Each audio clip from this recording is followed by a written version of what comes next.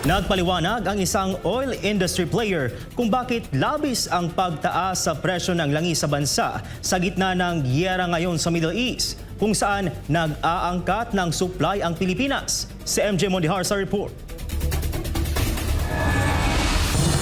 Walang preno ang pagtaas sa presyo ng mga produktong petrolyo ngayon sa Pilipinas. Mula na mag-umpisa ang giyera sa Middle East sa pagitan ng Iran at ng pinagsamang puwersa ng US at Israel ay sunod-sunod na ang big-time price hike na pinapasa ng mga Pilipino kada linggo. Sa diesel, tumaas na higit 17 pesos hanggang 22 pesos ang presyo kada litro. Sa gasolina, higit 10 pesos hanggang 16 pesos kada litro at 9 pesos hanggang 32 pesos naman sa kada litro ng kerosene.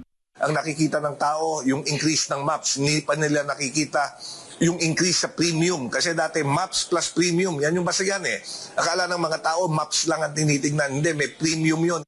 Ipaniluwanag ni Attorney Bong Sontay na isa sa mga oil industry player sa bansa kung anong ibig sabihin ng premiums na kasama sa binabayaran nila sa pag-aangkat ng langis. Ibig sabihin, yung ino-orderan mo, kailangan din nilang kumita so that they will consolidate and serve yung particular order mo. Kaya naglalagay sila ng premium na tinatawag. Dati ang premium is between $5 to $8 per barrel. Ngayon, it's up to as high as 35. Kahapon may nag-alok $40 per barrel ang dinadagdag na premium.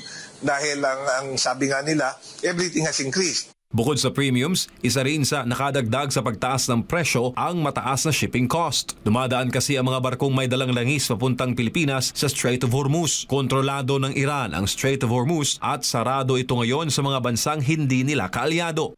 Nahihirapan sila to source kung saan bibili. Of course, yung shipping cost has also risen because may mga barkong binobomba eh. Kaya yung mga may-ari ng barko, kahit na insured yung barko mo, natatakot sila.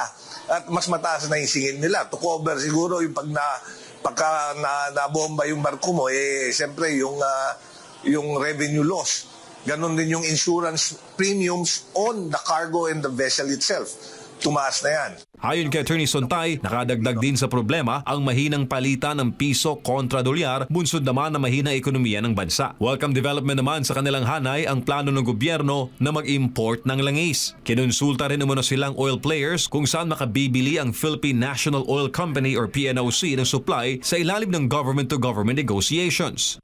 Ang gobyerno gustong mag-import. And tama yun eh. Mag-import yung gobyerno para makita nila kung how fuel is priced when you buy it and when it lands, kung magkano talaga. Kasi laging sinasabi, kumikita lang malaki yung oil industry.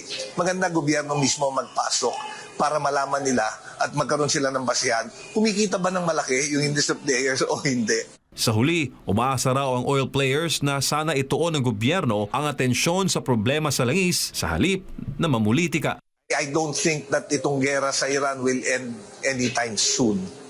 Kaya that is something that our government has to prepare for. Kaya nga, lagi ko sinasabi, may mga importanteng bagay, ang daming problema ng bansa natin, hindi pa nga nasusolve yung nangyaring katiwalian o korupsyon, ditong flood control scam na tinatawag. Tapos ngayon nasa crisis naman tayo ng langis. We have so many problems, but nandito tayo now busying ourselves with an impeachment complaint. Para sa Diyos sa Pilipinas kung mahal, MJ Mondihar, SMNA News.